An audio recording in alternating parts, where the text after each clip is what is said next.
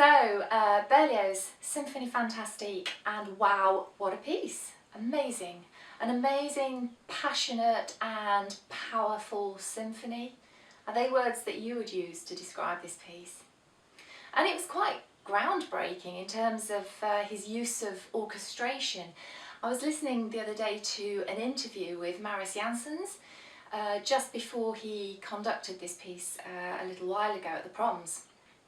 And he was talking about the offstage percussion, and particularly how effective the offstage timpani is in the storm, the bit about the storm where the timps are representing the wind. And he said the thing is, you know, often the timps and bass drum are used in storm music and obviously other instruments in the orchestra as well. But when you're watching a performance, you can see those instruments being played, so you can see the wind. But actually, in reality, you don't see wind. And so it's a really clever thing that Berlioz had, offstage timps. So suddenly, the audience are aware of wind music in the music, but they can't see it happening. So it's a really effective and clever way to orchestrate.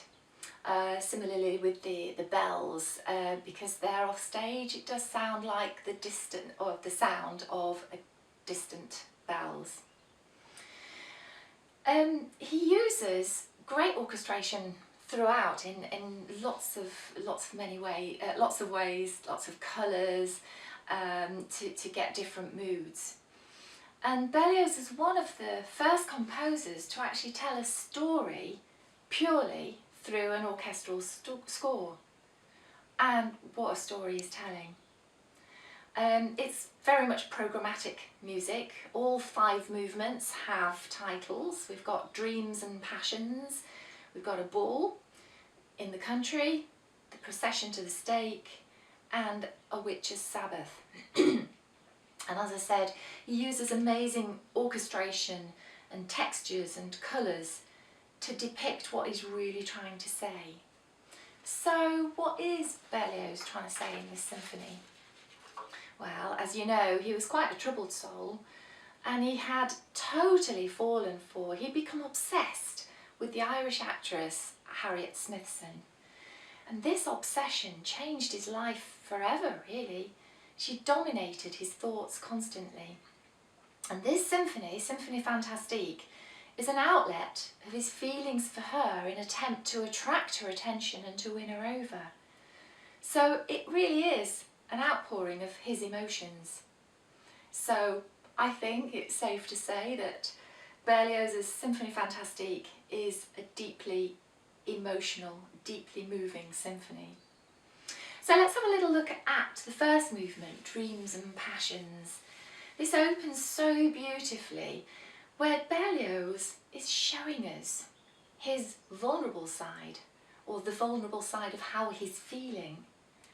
And in this first movement there's a beautiful theme played by the flute, excellent choice, flute and violins, which floats above the orchestra.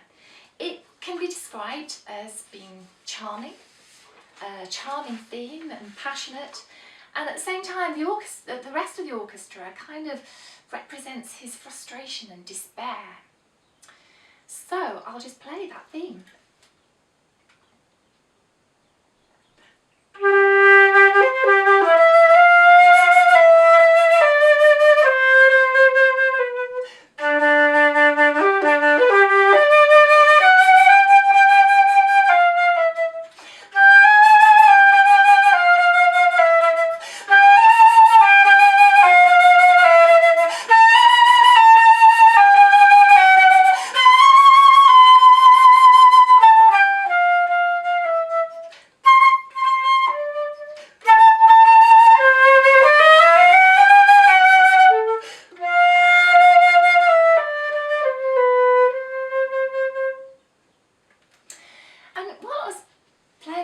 I was sort of feeling quite involved with that. So I'm going to share one of my favourite quotes with you. J.S. Bach said, "If we, as performers, don't feel what we're playing, how can we expect our audience to feel it?"